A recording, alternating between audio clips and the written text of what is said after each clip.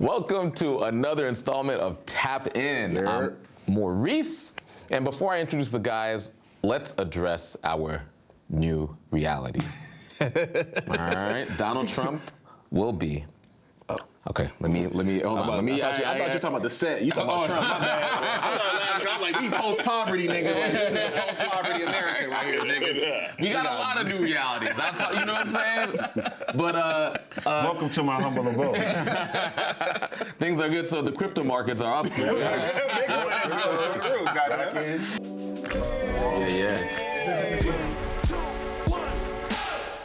We're gonna keep doing the same shit every single 4 years, just harder, and then be even more depressed.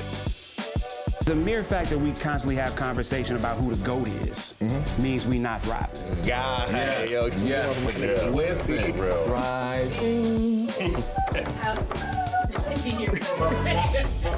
Yep. Elections are about a lot of things, but you know, I'm an organizer. When I think about elections, I think about the governing power that it can unlock, right? Ultimately, it's about power, who has it, who doesn't. And so let's take a second to talk about power, you know, and what this might mean in this new era. So I think it was interesting. I've always defined power as the ability to imagine what you want your future to be without interference. To both imagine and act on. And so much of what we're talking about is that, the policy that prevents women from making decisions about their own body, the power that changes what police officers can and cannot do in your community, and as a result, how you have the ability to move. The challenge I think that we're facing is the black electorate has often defined its potential for power through its connectivity to other people whose agenda doesn't match theirs. And so I want power delivered by Democrats. I want power delivered by Republicans. I want power delivered by a brand or a network. And what this moment is saying to me is that we have to reimagine what power is, what our agenda is for achieving it, and as opposed to acquiescing to other people's agenda to achieve it, force them to come to us if they want us to align with them. Damon, let me bring you in here. Yeah, I think that we just need to be creative, bro. And I think the idea of autonomy, ultimately to your point of power being something you had the ability to choose your own destiny without interference, right? You are, as a human being, powerful. You embody power every single day of your life, right? But when we're talking about systemic power, we often forego our own internalized humanity for this greater idea of a system, this greater idea of a party or whatever. And I think that, you know, our creativity gets diminished, right? I remember we were talking in Chicago.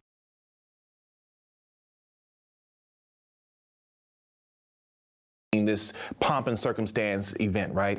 And one of my biggest things in that moment was like, what happens if you turn the DNC from being this, we're in a shell of a stadium, outward into the South Side of Chicago?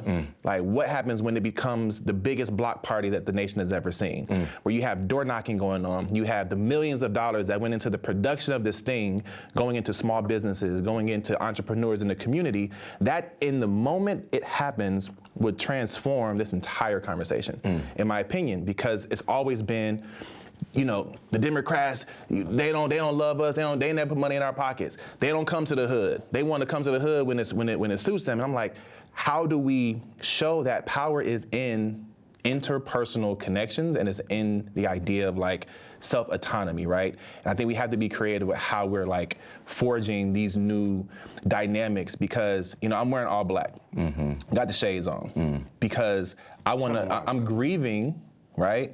I'm grieving bullshit strategies. Nigga, RIP the fucking trash ass ideas that don't serve the future of where we want to be, right? I got the black on, all black on, because I'm like, I want to dig the grave to insanity on this side of the aisle, right? Metaphor. Motherfuckers who really be out here like thinking for insanity and bullshit that's just out of here, right? bro. Like, and this idea that we're gonna keep doing the same shit every single 4 years, every single year, we're gonna do the same things. Just harder. Just harder, Yeah. and then be even more depressed and even more let down and even more.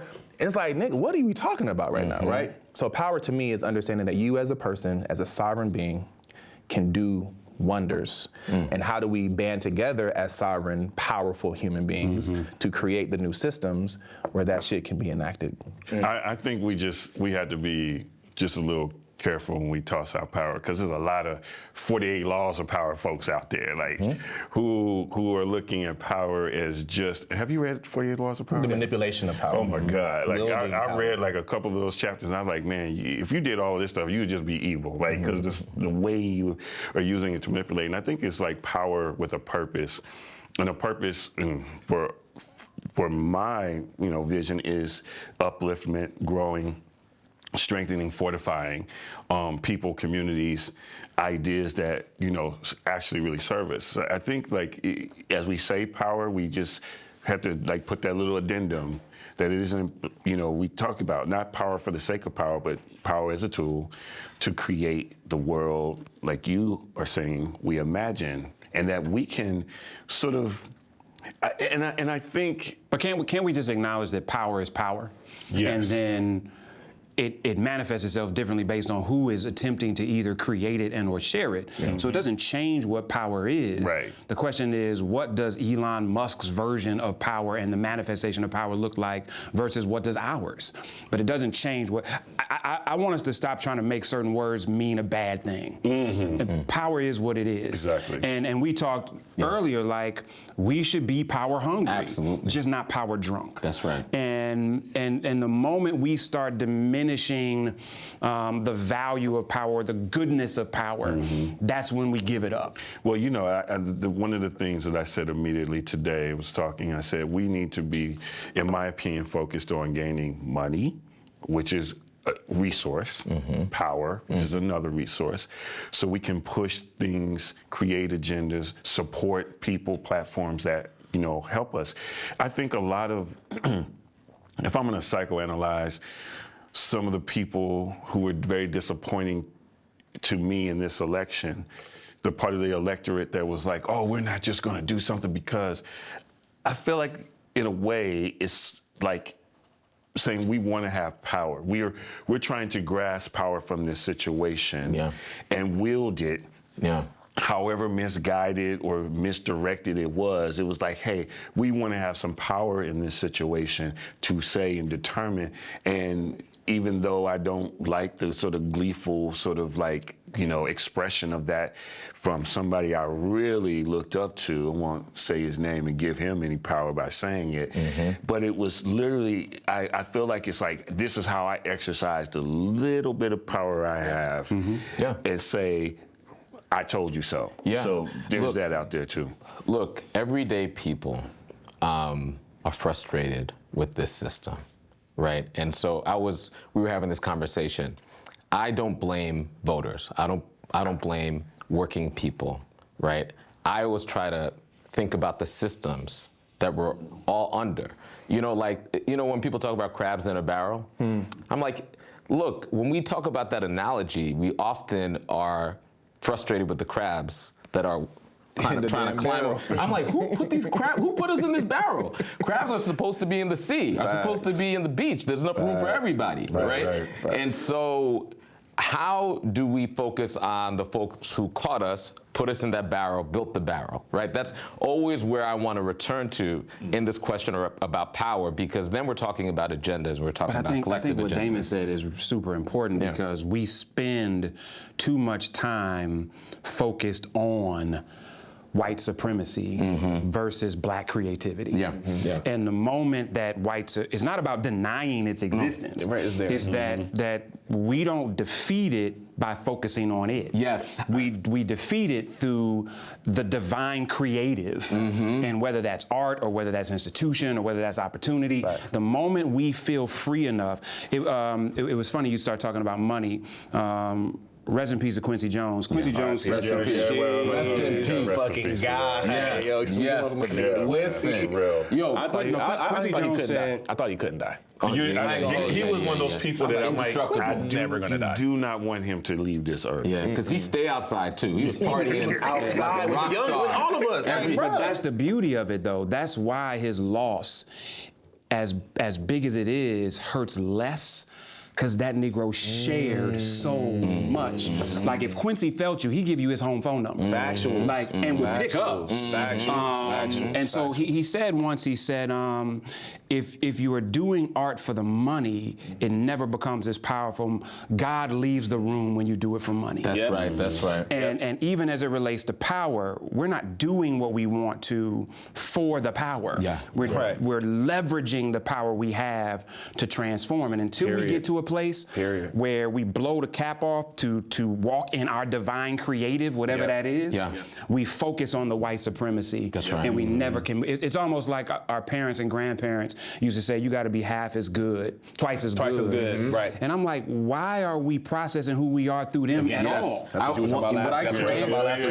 I crave for us, Because twice as good as them is still my mediocre. yes, absolutely. What I crave for us, what I crave so much for us as a people, is to be the main character in our own stories. Facts. That's what I crave. And so when I see a lot of the political analysis that's so focused on, man, we got to teach the Democratic Party a lesson, or we got to show or we got to say, like, no, that you are accepting that you are a big character in somebody else's story.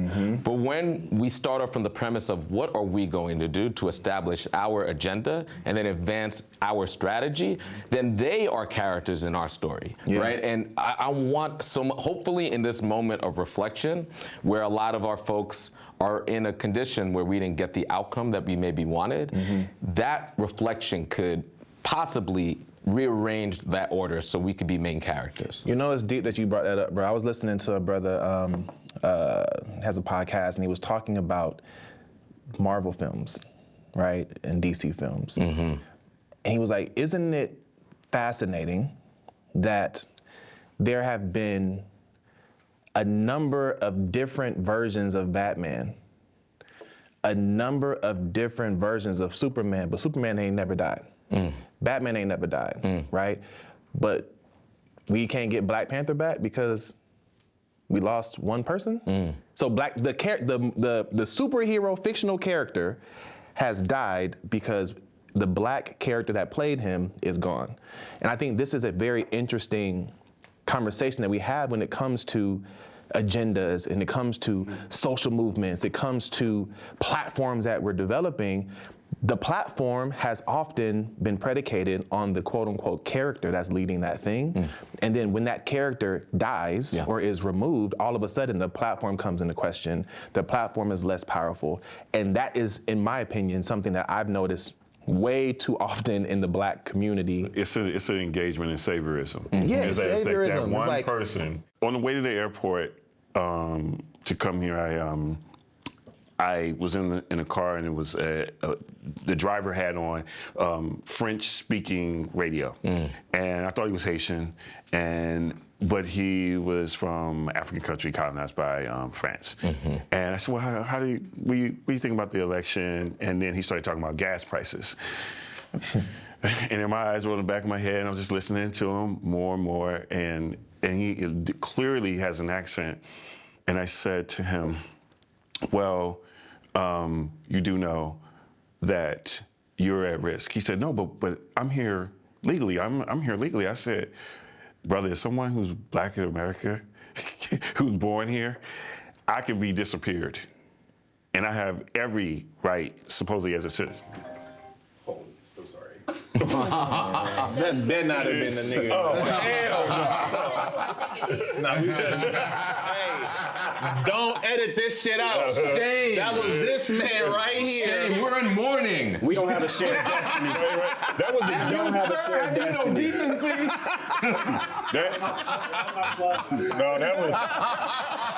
That was white supremacy wanting to make its way into the conversation. Not you made the announcement and still goddamn that one. Right. But But as we talk further, and he was talking about America's influence in these things globally, he brought up Gaddafi. And he brought up how Gaddafi was killed, and like America and France and Europe played a part in his death. And I said, well, if everyone knew what Gaddafi's vision was, why didn't they just pick up the vision and continue? And he further, talked about how it was the meddling of other countries. But in that moment, it reminded me of when Malcolm got killed, when Martin got killed.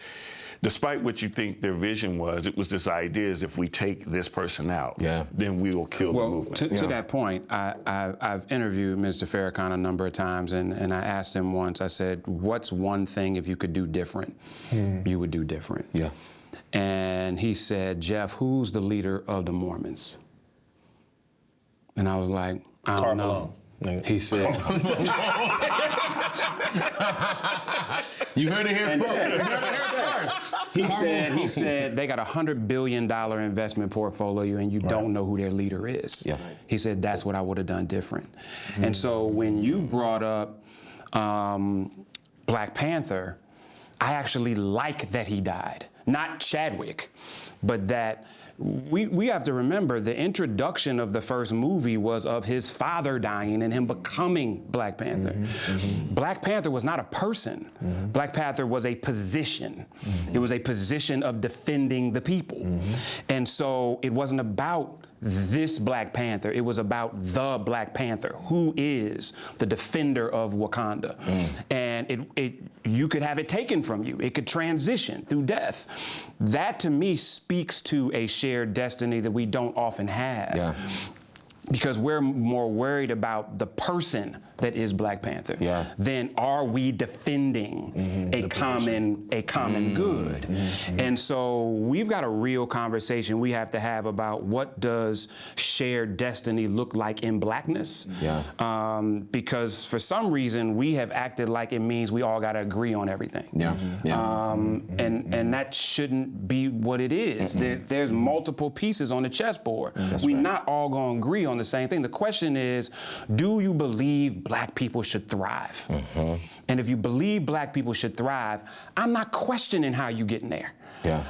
Even if it's different than mine. If you believe Black people should thrive, no matter what you do, it's not going to kill me. That's right. So the question that I'm asking with this is that I've always said this.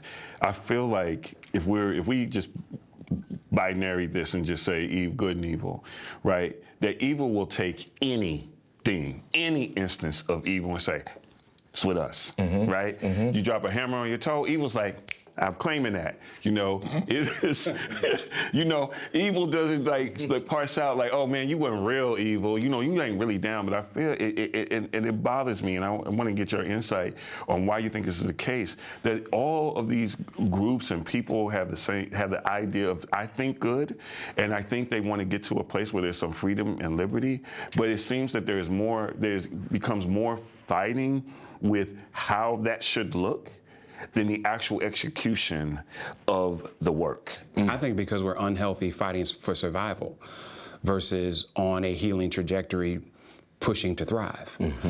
Because when you're fighting to survive, your survival is what matters.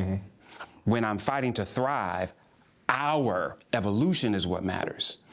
But if I've got the mindset that I have to survive, I will pull somebody down in the water who I love while drowning to keep my head above water.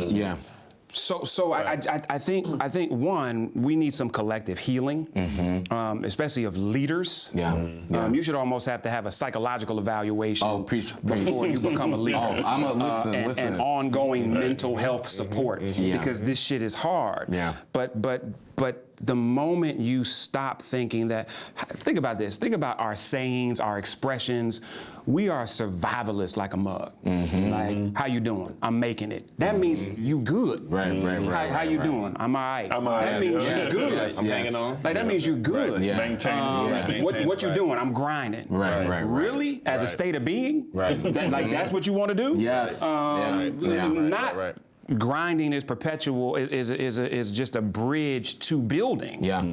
Negroes will be telling you they grinding for the last 15 years, which means you have been pushing yourself down to nothing. We have survival narrative, survival language, survival engagement, and then wonder why we don't thrive, because it takes a level of healing to even see thriving. So Jeff, in the midst of survival. I'm gonna bring it to Damon, but before I do that, I wanna tease out two things, because what I hear here is two things: shifting from scarcity to abundance, right?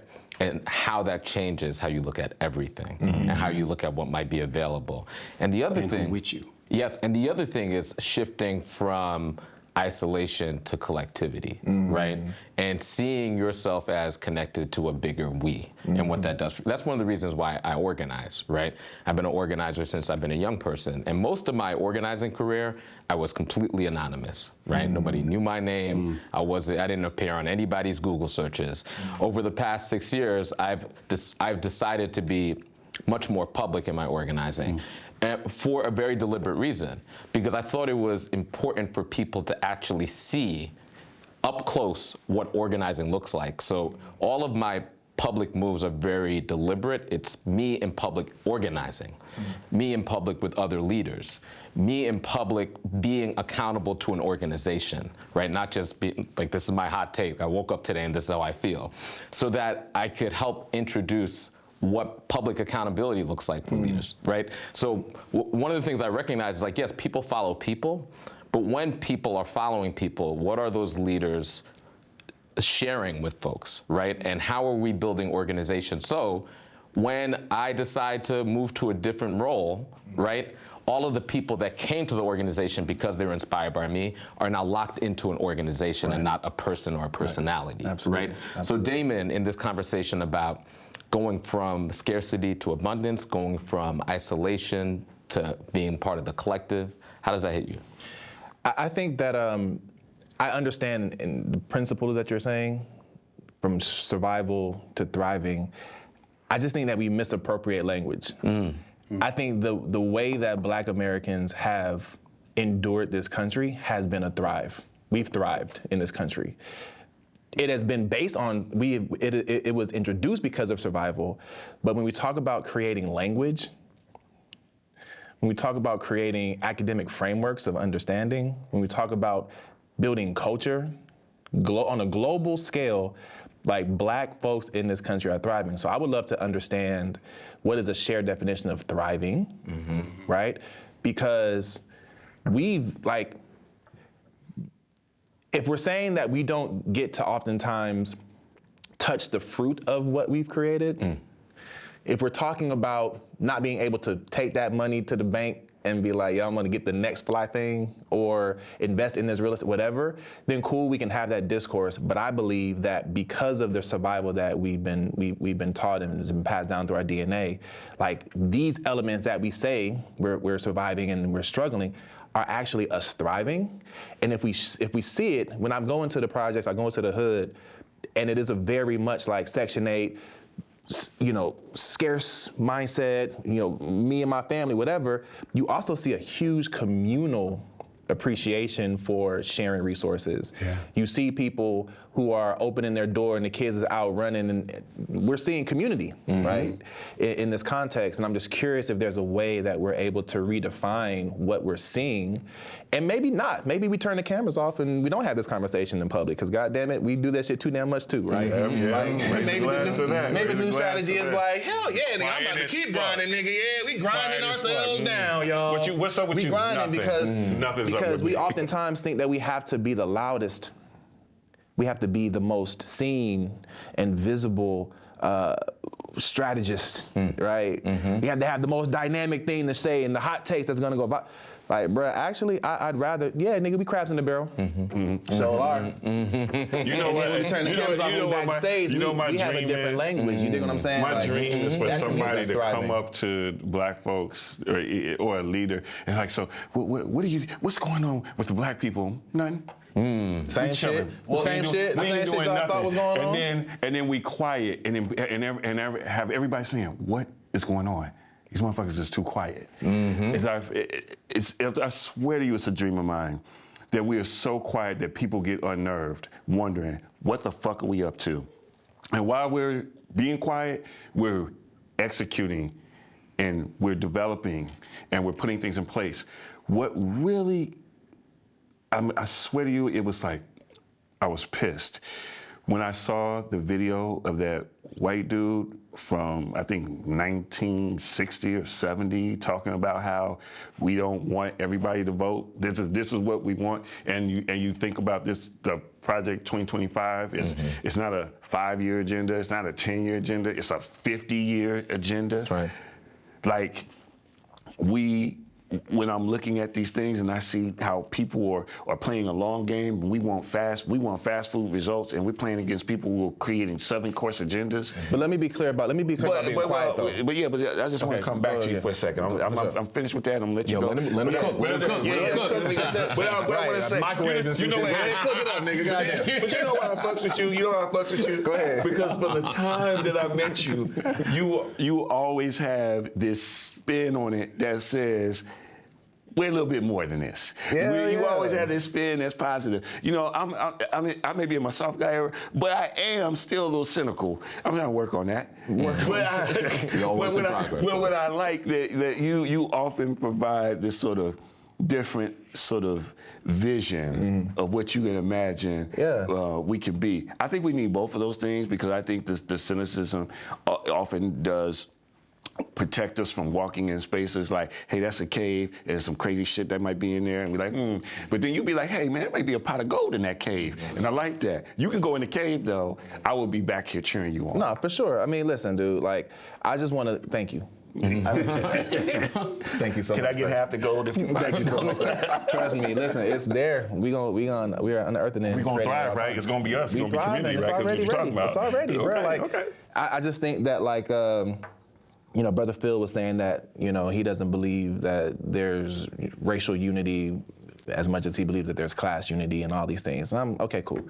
But in terms of, we're talking about race, talking about black folk, we're already doing shit.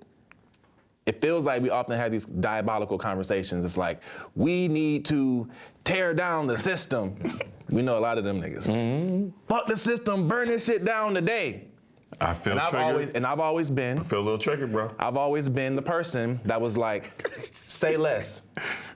I got the match. You got the gas. Cool. Now, when this motherfucker is ash, what are we doing? Yes. Yeah. So before we do that, guys, before we burn it down, I'm just curious, what are we gonna do immediately after the shit is burned, right? Yeah. Because everybody is so like, And you don't like enraged and passionate. You know. Oh, yeah. Before you know, right? And I'm like, listen, you want to burn down this house, but I'm like, yo, do we have we're in the basement. Is niggas in the house? Somebody have a key to open this basement up before we burn this shit down? So the reason I bring that up is because this idea of like, you know, we need to be quiet. I'm like, no, we gonna keep dancing and doing our shit. We gonna keep wearing the gold. We gonna keep being fly the dope boy era. Look, I loved the dope boy mode. I'm just gonna tell you, the gold brains with the gold robe on the Breakfast Club. That shit was a lit. That was a look. 90s Had to Brooklyn fresh on shit you, up. I was like, yo, my yeah, niggas, you trapping? Are you scamming? Look, abundance. My dude, abundance. Thriving. Let's take this back to I episode love that 1. shit. I love Where that Reese shit. said sometimes you gotta pop out. You gotta pop out and show these niggas. So I say all that to say, I don't believe that there needs to be some radical overhaul of a shift, right? We need to all of a sudden just be quiet as black folk. Nah, nigga, we love entertainment, so let's keep doing that thing. We're gonna keep being who we are, but the conversation needs to shift how we are talking about what we're doing and thriving, right? Because we're already thriving. No, wait though. Wait. Pause for the cause. How many brilliant dudes do you know? Brilliant. They operating in their gift, they doing their thing, but they literally believe they have to beat another black person to be the best. Versus just being. And when I'm being in the dopest level of myself, I'm connecting with you being. There's a difference between survival and thriving. Facts. Thriving means there's no limits. Literally, there is no limit to what we have the ability to create. Not, I gotta do this. We're competing for this. Agreed. We gotta be, the mere fact that we constantly have conversation about who the GOAT is means we not thriving. I don't agree. Hold on, hear me out. Cool. Jordan's very existence created LeBron. Created a shoulders for LeBron to stand on. Sure. Magic, Kareem, created shoulders for Jordan to stand on. Absolutely. Why am I trying to compare them? What is the point? But when a GOAT can say that you're a GOAT, like then it doesn't even matter. What is the need though. for the GOAT? Because it's a great conversation. It's great conversation. It's terrible psychology. But it's something to aspire. It's something to aspire to, right? And so I think what I'm talking about is this idea that I had a couple felons mobbing me to the polls, who were like, otherwise, nigga, fuck voting. This shit is cap. Fuck presidents. None of this shit is real. I'm like, bro, I can't even argue with that shit. You right. As many times as I've heard you talk about why this shit is important to vote, how many times I've heard you talk about it, everybody want to talk about MSNBC and all these niggas talk about why it's important to vote and black men need to do this thing. Yeah. They were like, bro, fuck all that shit. Yeah. And I'm like, I can't be mad at that. However, you know that pothole in front of your granny house, nigga? How about we vote for the person that can get that fixed tomorrow? They were like, oh yeah, I probably should vote locally, huh? At least, bare minimum, let's vote locally. That got them to the polls. Yeah. They're still who they are, but that small reframe is all I'm talking about. Yeah, and I don't think we need to say that survival means we're bad. Like, I think that we are incredible in the midst of how we've attempted to survive. I just want to see us whole. And so it's almost like that dude. I had a brother once say to me, Jeff, you know what? I know I need help. Like, I don't, if it's a counselor, if it's a Yoruba priestess, a therapist, something. Like, because the way that I'm operating it, but you know what? Healing hurts too much. And I just don't want shit to get worse. And I'm like, yeah, bro, but have you imagined what healing looks like and feels like? Nah, nigga, I ain't even thought about that shit. I just don't want shit to get worse. He is dope in his survival ethos. But damn it, what he could be if he was healed. And so I'm not demonizing us in survival. I'm just acknowledging that's what the fuck it is. But are we not, bruh? Evolution does not mean thriving. Evolution I hear that. We only half the time out of slavery we was in it. There's two different conversations. There is an existence that we have created in America by all shapes, forms, and factions.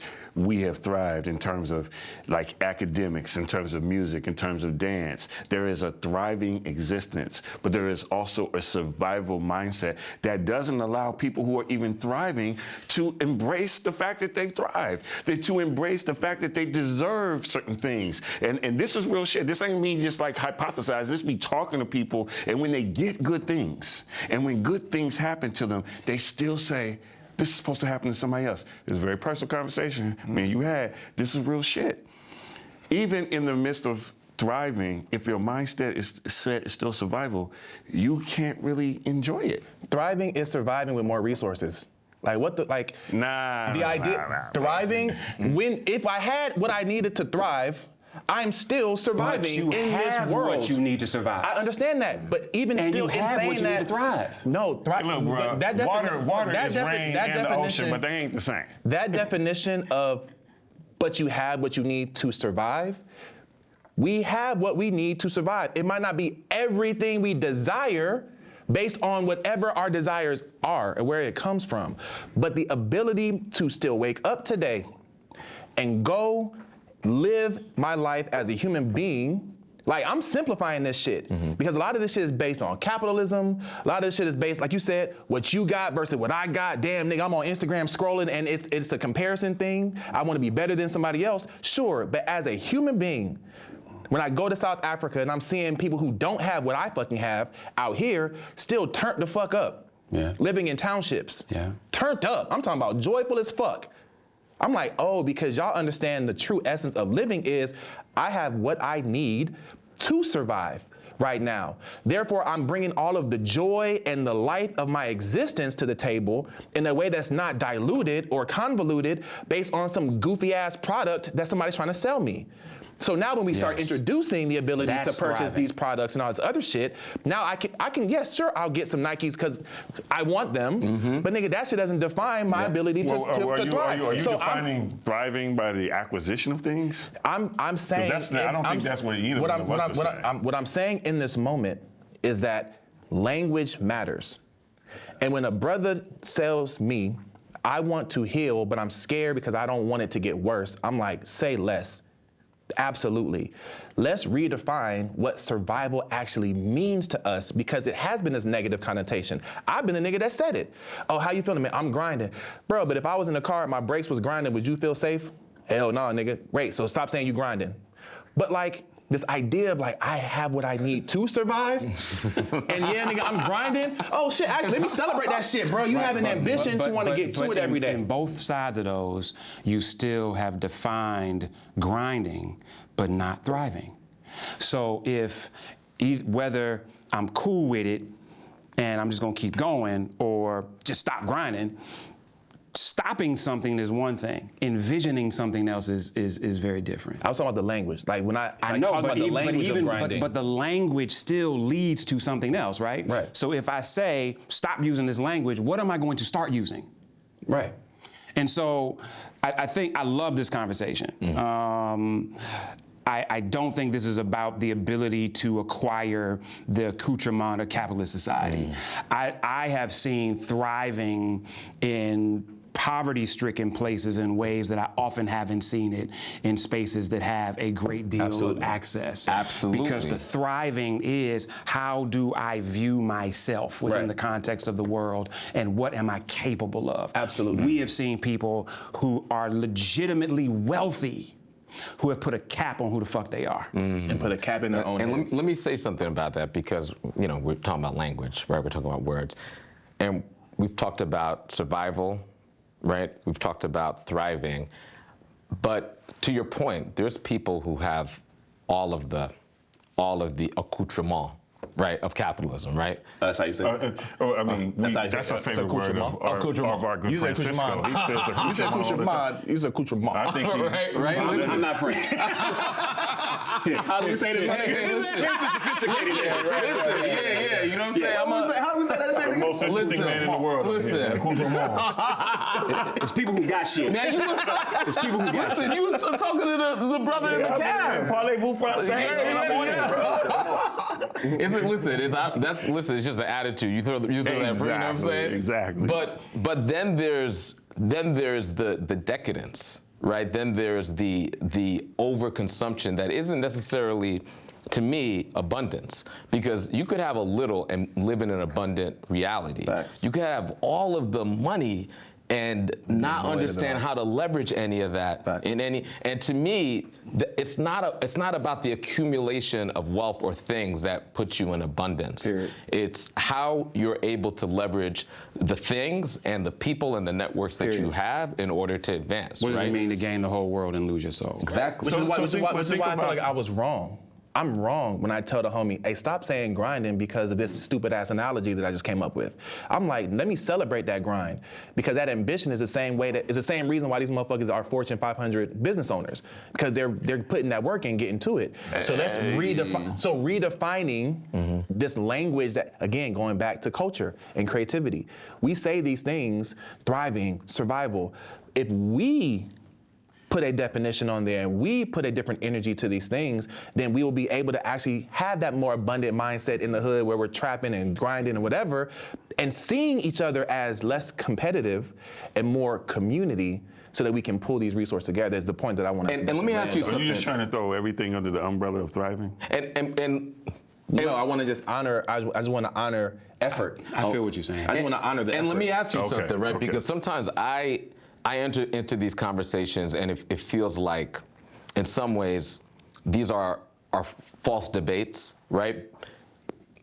We sometimes talk about how do we change the whole system? How do we change the system of capitalism and the system of exploitation? Because so many of our people are being exploited, right? And then on the other side of the conversation, there's people who are like, fuck that.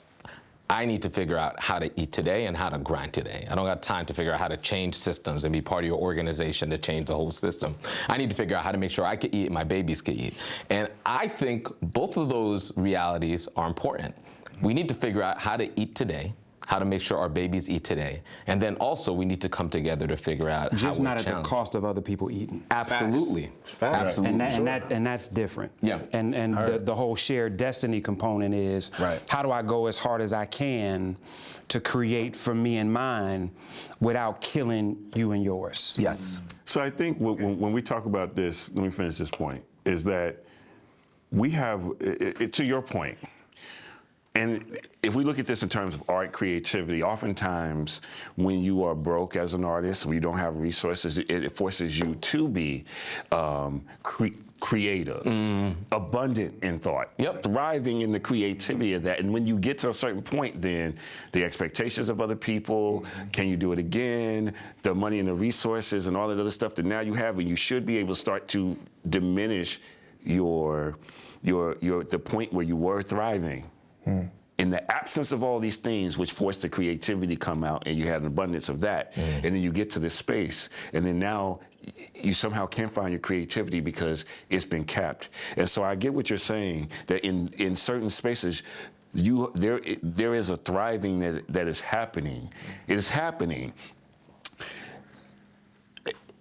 Matching your reality and how you experiencing it is, I think, the work. Because you can be, oftentimes we look at those moments and say, I was broke, I didn't have anything, Yeah. And you're like, but that's when I was the richest. That's when I had the most freedom. We equate these other places to when we'll thrive and when we'll have abundance and not Ask recognizing that. Yeah. See? No. That's what I'm saying. He was on my mind. It's aligning. But It's to me, aligning that's what your existence is, and how you're experiencing it, so you can recognize that when your dude says he's grinding, he's actually thriving. But what I think Brother Jeff is saying, that there is a measure of people that haven't put those things together.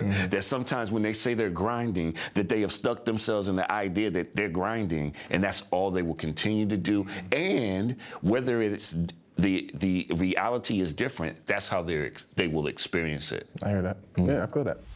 We're in this conversation talking about survival tactics, this spectrum from survival to thriving, and we're also in a very particular moment. We're about to experience Trump 2.0, MAGA 2.0. And so what does the survival playbook under a potential Project 2025 America look like for Black men? Well, personally for me, as a person who is now, I can admit it publicly, I'm a card-carrying member of the Beehive, and Beyonce laid it out quickly. I wasn't ready for that. Did he just do that? I wasn't ready for that. Beyonce laid it out quite clearly. You won't break my soul. She's prophetic in nature. She knew what she was talking about. She was trying to bless us, and some of y'all don't get it, but Beyonce is a seer, and she knew that we needed an anthem. And right now, I'm going to be abundantly Black. I am going to be Renaissance Cowboy Carter Black without apology in every single space I am. I am determined to make people uncomfortable with my Blackness. That is me. I am thriving because if you would have told me I was going to meet if you would have told me this morning I would have met a straight cis Black man over the age of 50. Yep. Talking about Beyonce. Yep. I wasn't Card ready. carrying. Card carrying. Yeah. I'm in there. Broke it down. I'm in there. Here is to your thriving state of being. Because if we were other places, it would have been like pause. Yeah. I am saying thank you, I brother. know. Ain't no pause, just repeat. Yo, so maybe in Project 2025, are you saying in Project 2025 America, we could put down the pause game? Yes. And just be our full self. Hey, look, I hate that shit. I know too many brothers are quiet when Beyonce come on and be bopping. You know, I'm like, go ahead, free yourself, brother. Be a part of this Beehive. Buzz all you want. And wear silver. Listen, 'cause if you're in your power, you can move how you want to move, right? And you don't have to. Silver. I don't like gold anyway. I'm a silver and white gold man. So turn the volume all the way up. Beyonce. Listen, man. One thing that bothered me is as a black man watching Kamala run in that campaign was all of the hopscotching she had to do to be the perfect candidate.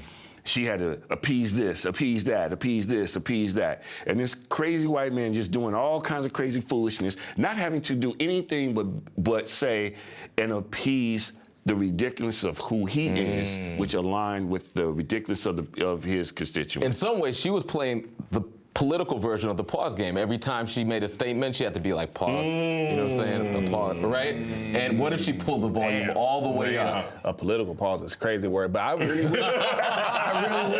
really wish we would have been able to see that shit. Yeah.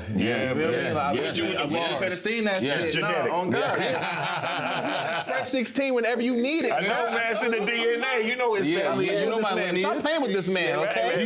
You know my lineage? Yes, I know what your lineage is, bro. You're a legend out here in these streets, nigga. I think that's crazy work, man. And I think that I don't want to make it specific to Kamala, but I would say it would have been more difficult for her to do that. I wish that people on the blue side of things would just take the pause button and break that motherfucker in general. I wish that there would be more, let's stop being so sophisticated in our rightness. Let's stop being so talking point fucking aficionados and goddamn like get to the heart of it, get to the meat of it. I saw a black sister talking about how, you know, most people don't give a fuck about your agenda. They care about a really nice story. Can you tell me a good story? Right? Can you make this so simple to me that as I'm talking to you as an adult, I can tell my 8-year-old kid and they're like, oh yeah, I get it. Or are we talking about all of these really deep, dense academic platforms and agendas and amendments and all these things? Yes, there's a time and a place that we need to have that shit for sure. Let's be clear about that. Trump never said, here's my platform, this is what that shit is, except Project 2025, which he kept saying, they're saying my shit, right? All he said was, y'all feel downtrodden like a motherfucker, but you're a winner. They said we would never fucking win, but we're winning right now. Nigga, you're losing, you're a loser. But you're telling them that you're the greatest winner. I'm bringing back job. Like he made that shit so fucking simple that it became this visceral thing, bro. Like, and I heard y'all talking about this shit earlier, how they didn't necessarily need the door knock because their digital game was fucking on point. Is because their message was so simple. And I believe that one moment that the week last season, where Walt said that Trump was weird, and that shit went viral. Everybody was like, "Oh shit, the pause button is breaking." But let's get more of that shit. But let me peep you the game though, because people, people don't actually understand when people say the Democratic Party or the Republican Party, what it actually means.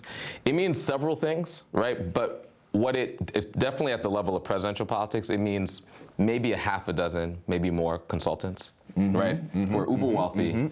And you saw that little walls thing? That was actually authenticity, right? Coming from him, that kind of broke through. But if you noticed, they turned the volume down on him. Like a motherfucker. Right? And if you noticed, the campaign was moving in this economic populist way. And then by the end of it, she's hanging out with Gorilla and fucking... Yeah, like, so what I want to, like, But why was she doing that? But let me land the plane on this, right? Because we're talking about, all right, a few days ago, I was in North Philly knocking on doors. Because, even though, I'm here, right? I make sure that I'm always in the turf, in working class black neighborhoods, talking to people, right? So I can never be disconnected from my people like that. Knocking on doors, I talked to a woman, 24, and we're having real talk. And she's like, I don't know who to choose because I don't know who's going to deal with the fact that we've had so much violence, so much death that nobody on this block cries anymore when it happens, right? Tell me who, him or her, right? If you as a political organization, as a party or whatever, you're not speaking to her, you've already lost. And there's no way that that handful of consultants in the Democratic Party, all white, all men, all over 50, 60, Facts. right? Would ever care about think her, about her. would Right. think about her, Right. knows how to communicate They with don't her. care about Kamala. Right. So what the fuck we talking about? Right. Like, Right. to hell with every political party. Like, if there's anything I'm excited about right now. Except work at Yeah, Listen, I'm sorry. Talk your shit. Let them Talk get your that shit. one. I just want it on record. You know, Brother, come in. Held all of them. No. I know good people Yes, sir. who are Democrats, who fight with integrity for people, not for the party. But parties exist for the sake of themselves. Yeah, yeah. They are institutions designed for power within the higher system, not the lower system. And so fighting for, you've got people fighting for power, for the sake of power. Yeah. And by and large, there's a system that's been created to fight for power to get reelected, not to fight for power to transform change, the anyway. lives of people. Yeah. There are dope people actually on both sides of the aisle, because I actually believe that there are some conscientious and righteous conservatives who aren't right-wing nut jobs. It's small, but there's some. I'm tired of us talking about them as the starting point for us. And what I'm excited about is this loss is going to force some things to shift that wouldn't have shifted otherwise. We started talking about, there was a lot of conversation about, are black people gonna save this election again? And what I actually, let me be clear. Yeah. I am incredibly, words matter. I'm going to be incredibly intentional about fighting the reality of a Trump administration. And what that means by way of police, what that means by way of tariffs, what that means by way of deportations, what that means by way of hating half of the Americans that live in America. Yeah. But I'm not going to let that be the compass by which I wake up on a daily basis. Yeah. Facts. And I'm excited that the vast majority of black people aren't either. Yeah. And so what I'm excited about is we carried the only vote you had. So guess what's gonna happen next time, nigga? Here's the agenda. You decide. Yeah. We ain't gonna be your, like, who I really want to show up. I really want this bastion of black Democratic consultants to say, you ain't hiring none of us until fuck you, pay me. Yeah. You know what And lastly, Go ahead. I'm excited. Talk your shit. He's like, y'all gonna get this work. Let's go. Come on. This is what we needed. This is the Jeff that we needed, goddamn it, nigga, buck a couple months ago. Let's I'm go. excited because Bring it they're home. getting ready to be a bunch of young people Yeah. Fucking right. that are more excited about politics because they build their own agenda, not because they're excited about any party. Yes. And we have got such an amazing opportunity in this moment to say, guess what? This race was not about just Kamala losing. No. This was about a referendum on the Democratic Party. And if we aren't let's play chess. I want righteous black folks in the Republican Party, righteous black folks that are Greens, righteous black people that are in the Dems. But I want people that understand that democracy is not about belonging to a party. Democracy is about, this is what I believe, this is what I want. Who gonna give it to me? And if you're gonna give it to me, I'm gonna vote for you. If you're not, go to hell. I don't care what color you are. I don't care what community you're from. This is what we want. And I'm so excited that I think we're finally at a place where there's a generation of young people and visionary enough, not so young people, that are saying, we're not throwing out the party system. We're saying we're gonna play chess instead of playing tic-tac-toe.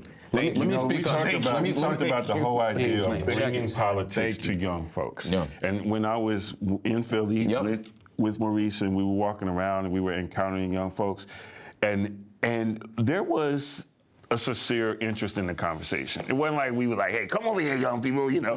They're talking, they're asking questions, and we're, you know, dropping some stuff to them. And they're like, oh, okay, cool, I get what you're saying. In that moment, I realized, oh, shit, we can't wait for people to come to politics. We got to bring politics to people. And But they are politics. Right. The thing of it is that are we recognizing all of those things, like the pothole, as that's politics? And that's what I'm saying, is like bringing that idea, not making it like right now, a lot of people think, oh, okay, 2028. It's not a forecast for 4 years from now. It's 2024. What day is this? November 7th, right? How many mayors are running for office? So let me tell you. But introducing folks to it, because it not only for the political gain, but these are pathways for folks to live their lives. Yeah. To say, is this a career for you? Is this how you can find purpose and fulfillment? If we're not introducing these to young folks, what we're doing is we're excluding them from career paths, number one.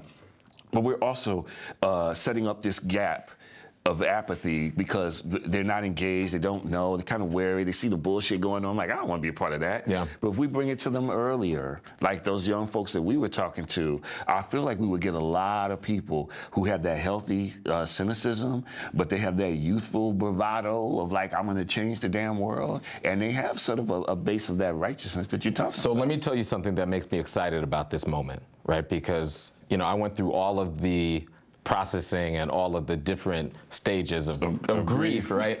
But what I'm really excited about, and it's a little bit about what you said, okay, there was a lot of money that was spent on this race. So it's not about the money, right?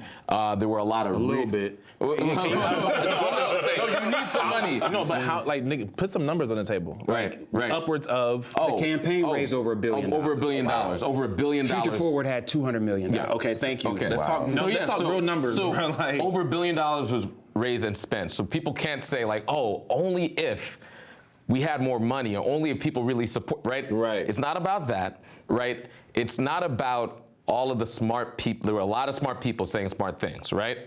So to me, that creates an opening, right, for many of those young people, right, who are hungry for change. And for the millions of people that voted that don't identify with Democrats or Republicans, the most independent voters showed up this election cycle, right?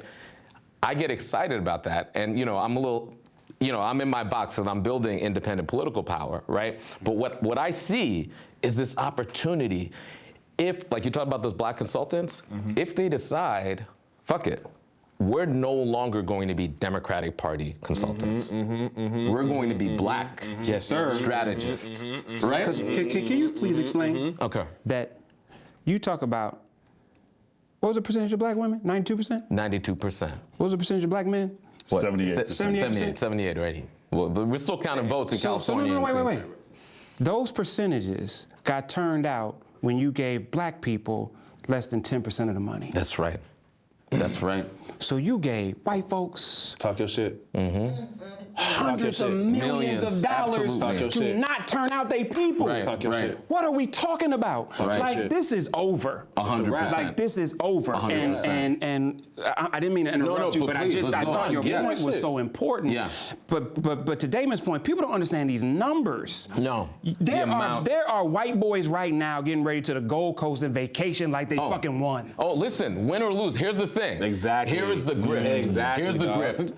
They come back to a job. Win or lose, these niggas are still No, winning, because bro. this is the reason why people who there's folks and some of them I have relationships with who are like, oh, we're gonna teach the Democrats a lesson. I was like, the Democrats are people who win or lose are winning because they've already cleared hundreds of millions of dollars of TV ads, digital ads. Next cycle, win or lose, they will clear hundreds of, they have second homes, you know, mistresses, fourth homes. They're already vacationing. They're good.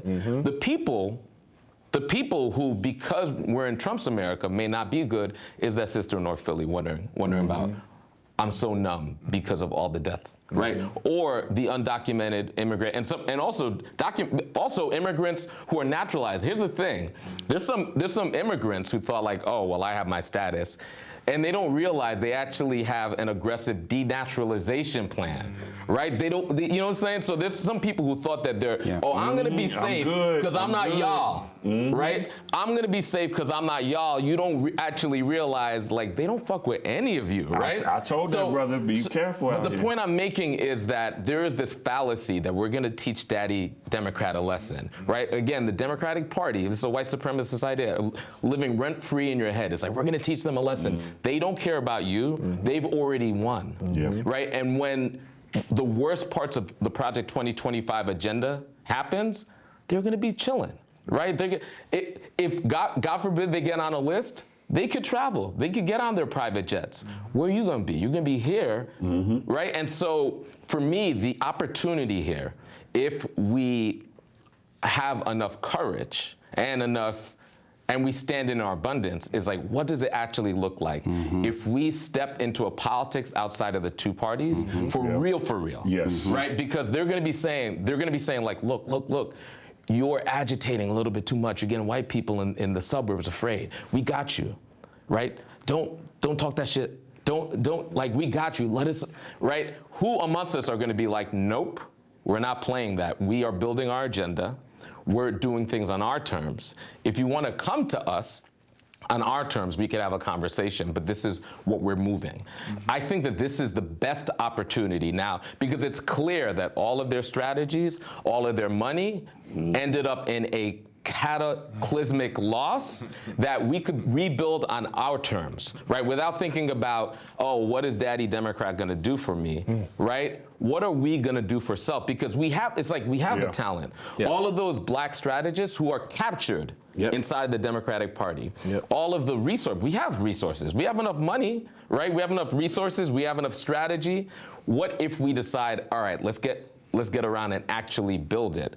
Oh, it'll be game over, and I think this is the best time for that to happen. Man, they need to cut Joe Taker and Latasha Brown and Angela Rye and a bunch of other women whose names folks don't know. They need to cut them a bonus check right now for the numbers that they delivered without any real resources. Like, this is ridiculous.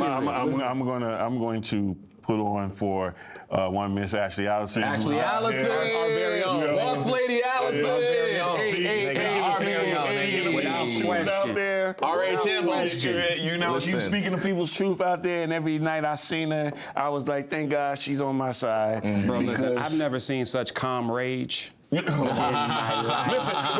but see, here's the thing, though. Here's the thing. She told on herself, like episode 1 and 2. She said, "When you see these eyes, you in danger." And I was like, "Oh, they go to eyes. They go to eyes." But I had to say, to see her and just hold the fort.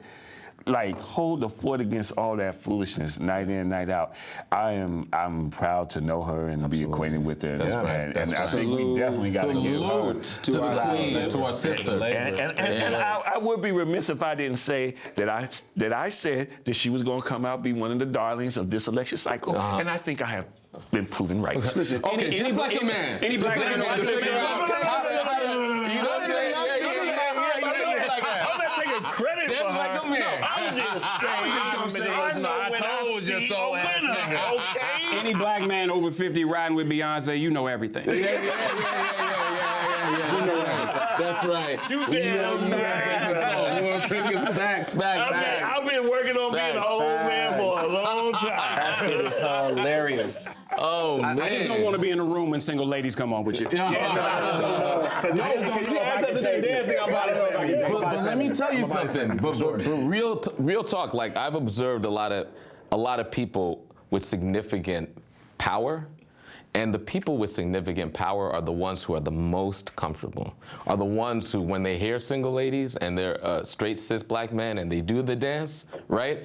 Because when you actually have it, you have it. You have it. No, that's true. So if you have it, you have it. Thanks, brother. I got it. Thank you. I'm tackling to you. Somehow we brought it back to you.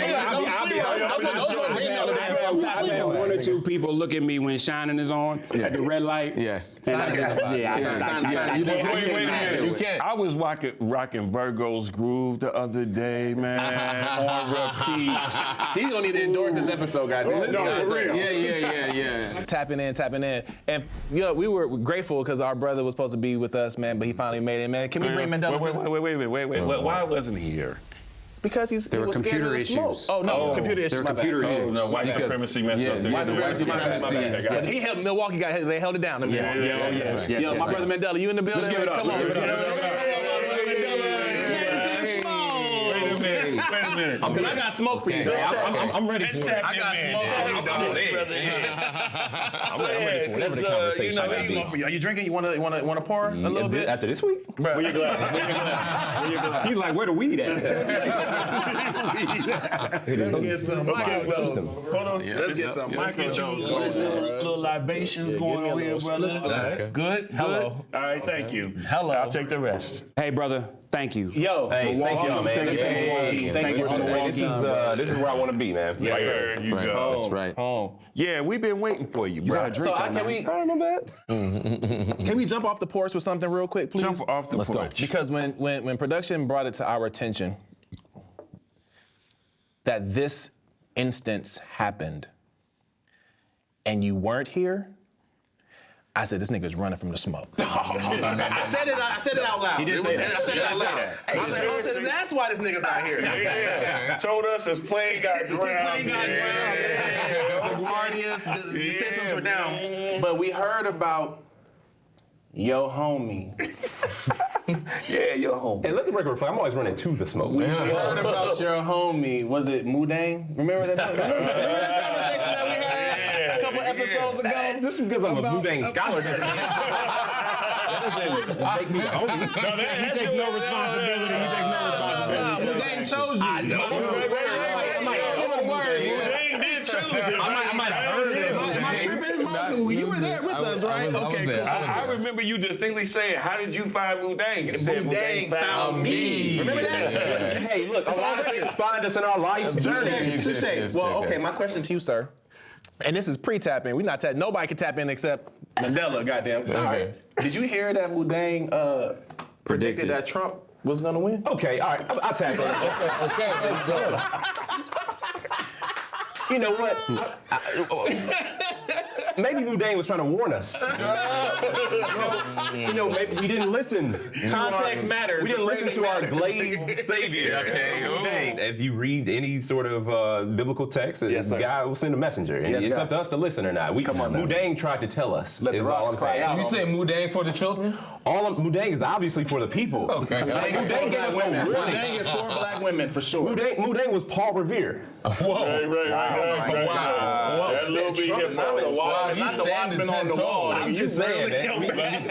When we talk about political discourse and the mastery of such, Bruh. I think we don't need to go any further than this man. Yo, I'm saying you are Because a his spin doctrine. seasoned I'm just saying, elected official. we've all read polling data. We know how these things go. You can listen to it or not. Seasoned. Oh, wait a minute. So he was the OG poll. Well, Mudang is she. So she. Yeah, Oh, she. get the Oh, my pronouns bad. right. Yeah. She, her, hers, my nigga. Relax. Right, Project 2025. Okay. What you're doing is tricky business. Beyonce. Beyonce. Yeah, we're not gonna Project 2025 again. So- This is- So you saying that Mudang speaks for the people? All I'm saying is don't trust the polls, trust Mudang. okay. Hey, that's a shirt. Hey, Wow. There you we can go. put that on the shirt. White people got Punxsutawney Phil, black people got Boudin. Mudang. So you saying so black people need to claim Mudang. Okay, Mudang. Why not? Why not make Mudang out? Mudang is listen. melanated, so I was about to say, dark skin. Hippopotamus are And indigenous Trump- to the Mudang continent. is And they melanated. gangster. Mudang is Yeah, in Trump 2.0, we need to And claim vegan? anything. Oh, Mudang Take and all the vegan, wins. vegan. And where, Okay. Take all the where's wins we Mudang, can. like geographically speaking? Well, in Southeast Asia currently, but melanated people. I mean, I know it's a they're new black diaspora, in a different man. way. Yeah, right. For sure. We're chasing like our migration patterns from sub-Saharan Africa. Yes. We should have a presence we are everywhere. Asiatic people, my brother. You listen. Oh, Yeah, let me pick that part. Asiatic. I was waiting the for somebody Asiatic to go black there. man. Okay. Okay, listen. Okay. Now that the Mudang conversation has been off the table, we're at the tap in, tap out segment of the show where y'all already know it's hot takes only. Tap in if you got something to say. And if you say some wild shit like Mudang is the savior of all people, we're gonna tap that shit out, okay? Okay. So the next question I wanna ask my brothers, it's not even a question, it's a statement. Right. Fascism survival kit, what are y'all putting in there? So, I've been thinking about this for a long time. Obviously. Ever since I saw these people with the doomsday preppers and going all crazy. And so, you gotta bear with me because, I'm gonna mix a little Lord of the Rings with a little, survival. Okay. So, when you in the, exactly, I'm the Black Gandalf, brother. Yeah. So when you talk about going into these mystical forests and stuff and then disappearing and stuff, what I wanna do is I wanna have a tree that you go into, but it's the way you get into the underground bunker, because that's what we need. We need underground bunkers where we can have a whole supply of food, can bring community and stuff in there, and have ways to survive for, some craziness gonna jump We're gonna off. edit this out because this needs to be one of those strategies that we don't talk about publicly. Yeah. You know what We just dancing up there. Look, you don't got no bunker. No bunker. My bad. How do we repel the orcs? How do we repel the orcs? Listen, when you go into the tree, you go into the bunker. Boom, bye. They don't even know. Black girl magic. When you go, you disappear. Turn around and Courtney like, look, what's going on? Hey, don't mess with me, man. I'm a Lord of the Rings aficionado. Hey, I go back to the Silmarillion. Hey, dude, I go back to the, I go back to Turin. Okay. Wow. Yeah, I'm pre-Middle Earth. Respect, brother. Pre-Middle Earth. Wow. Respect. Okay. man, I didn't know I was Gangster nerd alert. Yeah. Right. How do you feel about Beyonce?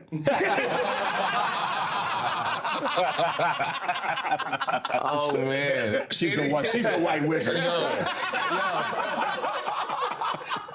No, she's Galadriel. Okay, she's Galadriel. All right. She's the leader of the elves, brother. Yep. Respect that woman. But listen, in this era, blurs might lead us out of the darkness. Damn right. Yes, and we do need to strategically place ourselves in some of these spaces where these people are voting a little weird. It's too much. That's his button. That's too much. I got this. We need to shift this. So look, back to the conversation because I know so many black women. I know so many black women, like black elder women, especially on the West Coast, who have the craziest earthquake survival kits, right? And I'm talking about like live, die by it. Keep it by the door. And Shout out to, I ain't gonna call no names, but you're the queen. Fascist survival kit. I got What y'all one. putting in there? I got one. Tap in. The safest white person you know. Okay.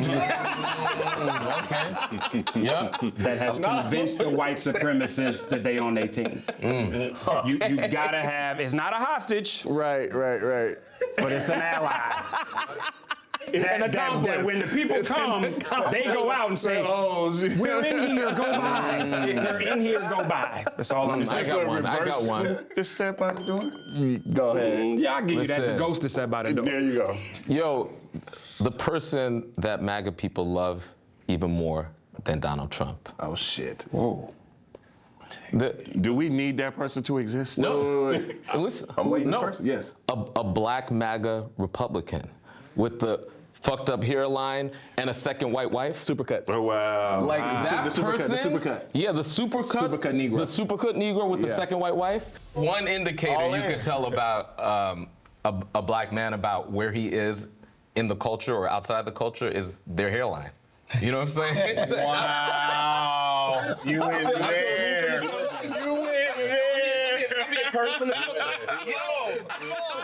I did not think that. No, real All in. Bring it back.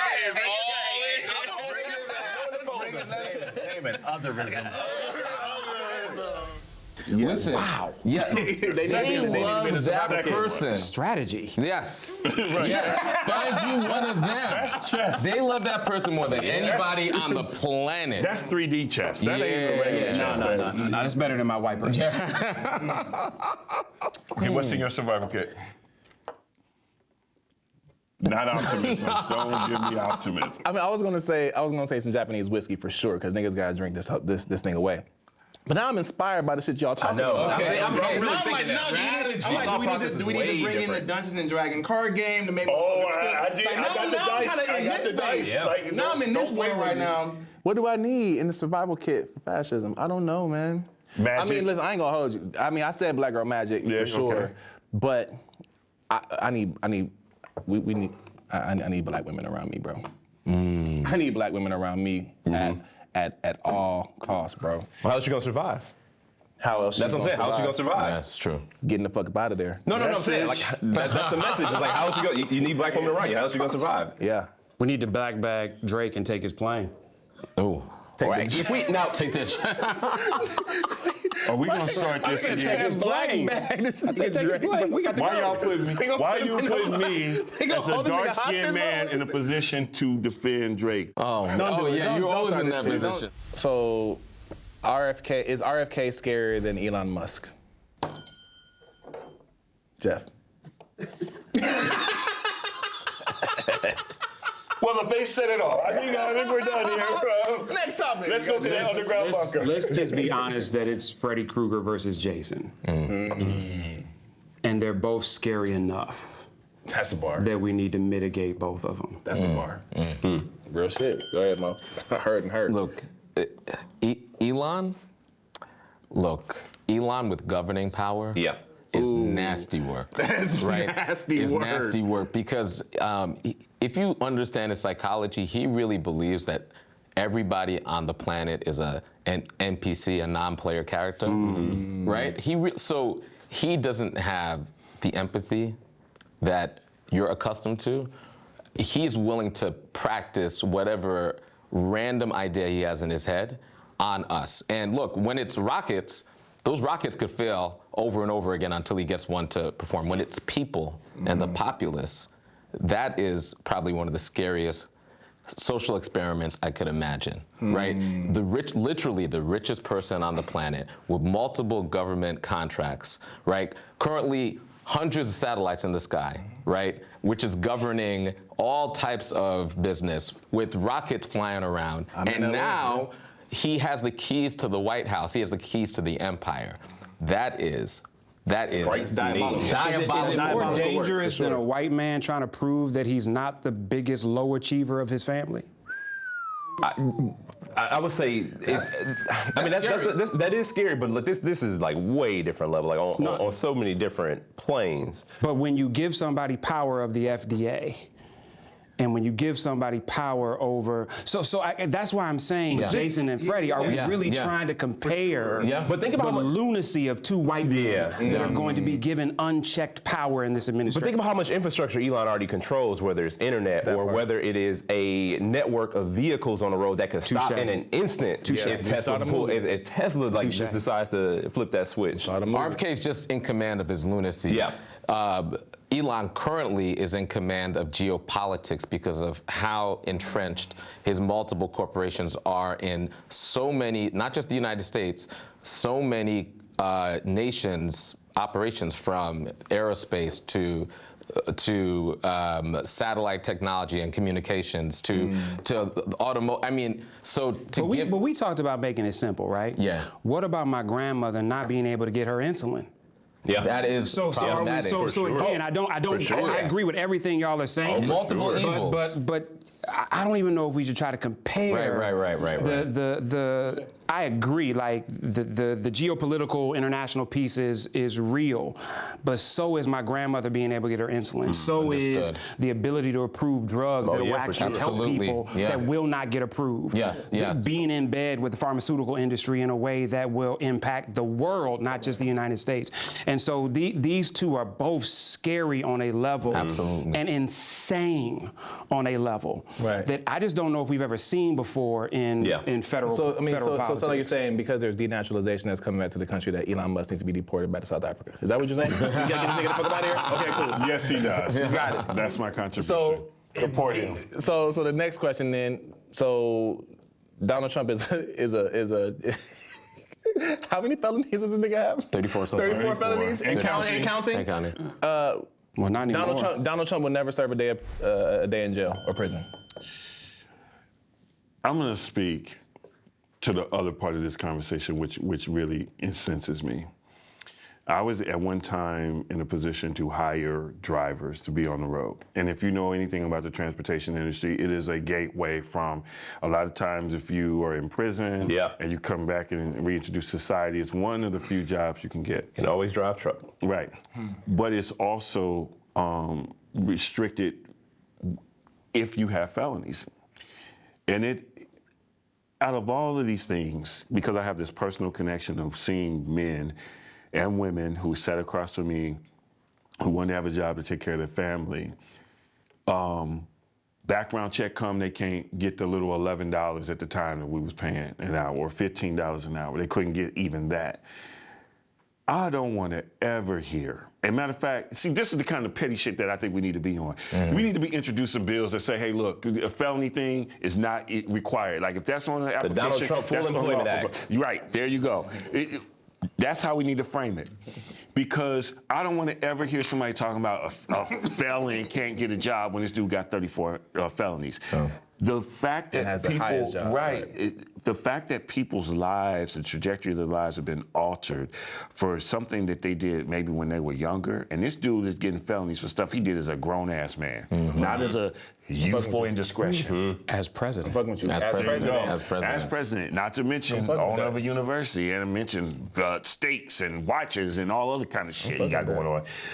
I don't want to ever hear this conversation about felons can't have if you're formerly incarcerated, that you can't get a job. And I think that when we talk about moving some of these agendas and conversations forward, we have to be doing it like that. That we're going to use his stuff against him to make sure that we benefit our folks.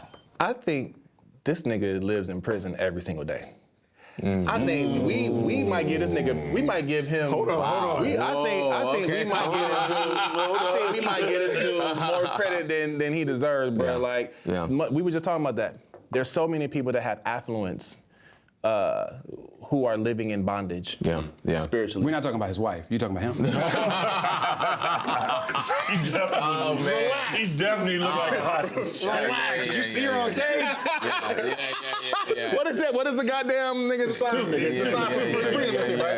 But no, I don't think we give credit enough spiritually. We see these motherfuckers out here doing this dance and pony dance and shit, but like these niggas is going through it. I don't put it past that. I don't put it past that he's living in bondage and purgatory every single day of his life. I mean, to go back to Elon, when you know his story, right? Part of why he is who he is politically is because of his relationship with his child, right? Because his child transitioned and he didn't understand how to be there for his child when his child made that transition. And from that day forward, blamed the quote unquote woke mob and then decided to use all of his wealth and energy in defiance of the woke mob instead of using some of his energy to figure out how to have a solid relationship with his child. And so what's visiting upon us is a man that couldn't reconcile a relationship with his child, and now or his multiple baby mamas. Oh yeah, I mean, there's a lot of things going on. And another thing is, he so much wants to be accepted for sure. And so imagine having all the money in the world and people still don't like you. Still trash. That's right? Wild work. Right? You That's still bondage. don't like yourself. That's bondage. Yeah. That's prison. So that's bondage, right? We were talking about it, right? All the money in the world, and you're unhappy with yourself. Right. All the children, and you can't have a decent relationship with them. You know what? One thing I could say is that one thing that Elon can't say that I could say is that me and my child are good. Fire. Right? There you go. Fire. Right? Thriving. Thriving. Oh, like, we're gonna catch up on that. Thriving. Right, I gotta say, we need to get the clips in here and do a remix. Yes. There's a lot of conversation about what did VP Harris in. The question is, do you think it was misogyny or racism? We have overcome each individually in some capacity, but never both. Say more. Like Barack Obama got elected, but if you look at swing states across the country where there was a U.S. Senate race, like Wisconsin, like Nevada, like Michigan, there were 3 white women in those races. Tammy Baldwin friend of mine. I am delighted that she was reelected. I made sure she got reelected. I have friends that worked on Alyssa Slotkin's race in Michigan, helped raise money for Jackie Rosen in Nevada. They won their races in swing states that Kamala lost. Mm-hmm. Yep. Yeah. Yeah. Yep. Yeah. Yeah. I mean, look. Damn. Racism and sexism are like peanut butter and jelly when that shit comes together, right? It's like that misogynoir that people like to talk about online, right? I think we finally figured it out. That's real. There is a unique experience that black women experience in this world, right? And you know, they talk about white feminism, right? That only is able to understand one piece of it, but that combination, right, is something very, very unique. There's a reason why Malcolm said, who's the most reviled? Who is the, right? It's the black woman. And so we can't separate the two. We can't do that. But they do. But they do. So white women voted against themselves, their daughters, their granddaughters, their nieces, in the name of what? So I don't disagree with you that isms are isms. Yep. But how do we really feel when the reality that women of multiple ethnicities and races outside of black women voted against their own interests? Are we saying that women care more about the economy than their bodies? Or are we saying that I hate black women? I want to give a take that I've had for a while. One, women in general are not liked. And I think we see it in media. Paul Mooney had a famous bit about how you could tell that white men don't like white women because in every movie they killing them. And it's very true. If you look at movies, in every movie, in every life, in every neighborhood, yeah, leave us alone. Look at the stats. Like, so there's Why don't white crime? Why don't white crime, nigga? Yes. Hashtag. But I wonder. Check the stats. And I was talking to one of the producers and introduced the idea that maybe some people didn't want a black woman to be the first woman to be a president. And I haven't heard that, but I was like, ooh, that may be one of the conversations here. Like, how dare a black woman be the first woman? We know why people didn't like Hillary, and that was like a deep-seated conversation, politically speaking. But I think that there's an idea, part of it, that they didn't want a black woman to be the first. I feel like it's easy to fall into this conversation of like, did Kamala lose because of racism or misogynoir? Because, and this might be a hot take, I don't give a fuck, because it removes the onus of a party and a group of motherfuckers from doing better work to appeal to motherfuckers who are like, but you know that like Gaza's being bombed every goddamn day. There are things happening in the Middle East that need to be addressed and nobody's doing it. When people are saying that like, the way that you are communicating your points is not actually resonating with us, and it seems like you all are pandering. Like, let's talk about the actual issues of y'all niggas just don't connect well. For sure. I'm here for that. Oh yeah, for sure. I'm here for that. Here's the pushback. Here's the pushback. Okay, is that when you talk about connecting and all this other stuff, it's like if you've been on a project and a woman comes and tells you to do something and you give her all this pushback, real conversation. An ex was working on a building and the contractor would never do what she asked him to do. And like every time she said do this, he would do whatever he wanted to do. And then when I went over there one day and said, look, man, if she tell me you didn't do what she did, I'm gonna whip your ass. Next thing I know, everything got done. So sometimes the lens through which people speak, view and experience things is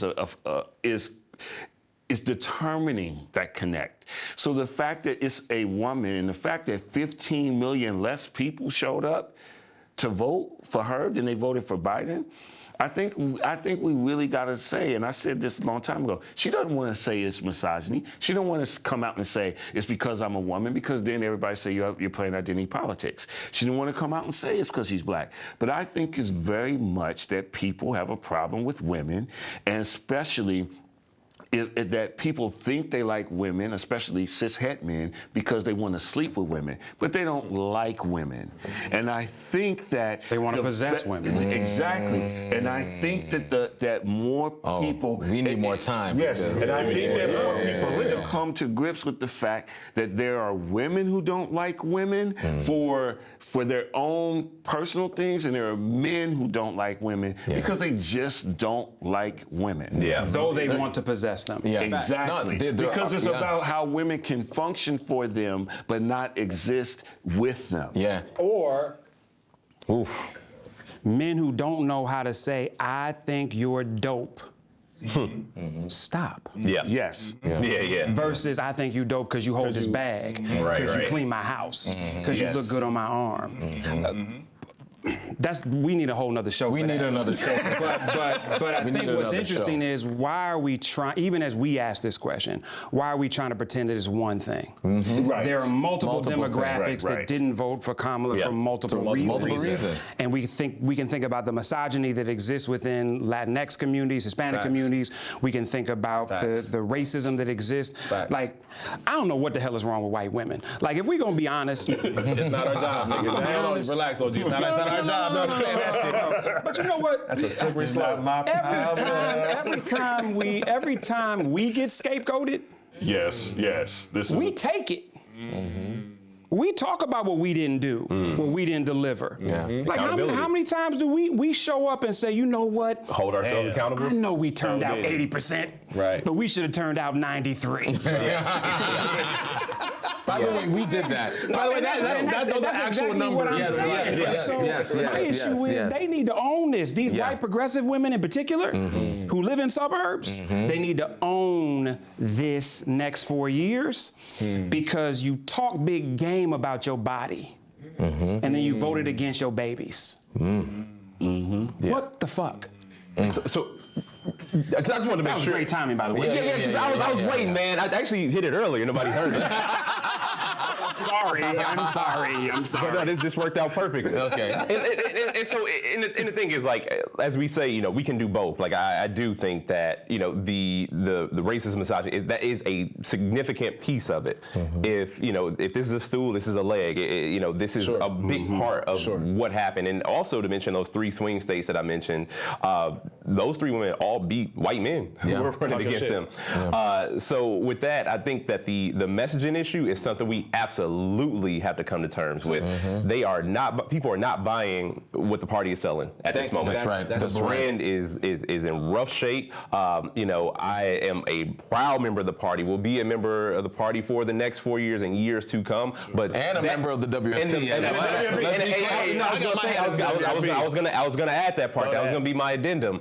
And it's just like, there has never been a need now to build more independent political power that does not, have to adhere or is not beholden to the current party structure. The party I again am a part of and still will be active, but it is very clear, it is very apparent that it is not sinking in with people. The swing that we saw is like 3 or something points in swing states and 6+% nationwide. If we don't come to terms with this, we will never ever see a seat of power again, and this will just be the world as we know it. And let's be honest about the lack of maturity of our democracy. You're talking about all of our European partners in democracy are the size of states and have 10, 15 parties. Yep. Yeah, that's right. That's right. We've 300,000 people. And even 300 million 300,000 in this room. 300 million people. 300 million. And we're still talking about the 3rd, 4th, 5th, and 6th parties as third parties. That's right. I'm not sure if it's just the money that drives our system, or if it's the power that makes us believe that 2 parties can represent 300 million people. But either way, it is a reflection of unbelievable immaturity in our democracy to think that 2 parties can represent the aspirations, the goals, the values of 300 million people. It just doesn't even make sense. And so I think you're right. The question I have for you is, because I think that is part of that reason beyond racism and sexism that this Democrat lost. Do we begin to see that become a reality at the local level, where it's easier as a city council person or as a mayor to run with the black party or with the I don't give a fuck party or with the whatever party than with those two parties before we ever begin to see it at the federal level. For sure. You shouldn't be running for president right away. That's the biggest gripe with a Jill Stein showing up. It's like, oh, you show up every 4 years and run for president. Do something locally. And WFP has been building up local candidates. You know, and like I said, every race I've been a part of where WFP was in existence in my state, they were there with me. And I just, even looking back, I just wish we could have done more building after those races. And that's not a fault on WFP. It's probably more of a fault on me. I just wish we could have. Don't do that. No, I'm not taking it all. I ain't taking it all. This is accountability. Take note, goddamn. This is accountability.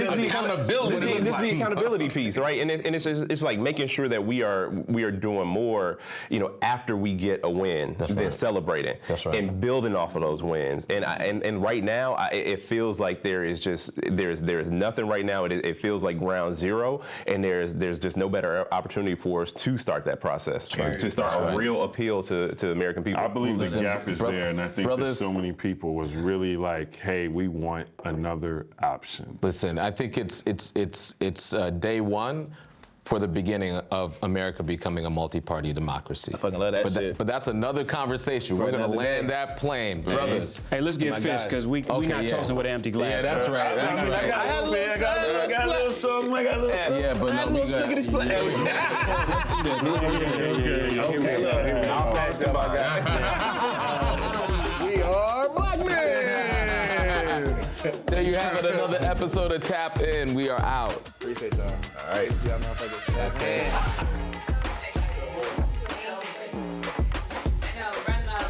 Okay, I'm out. Good to see you, man. Damn, I am. You're out. Oh, yeah. Yeah.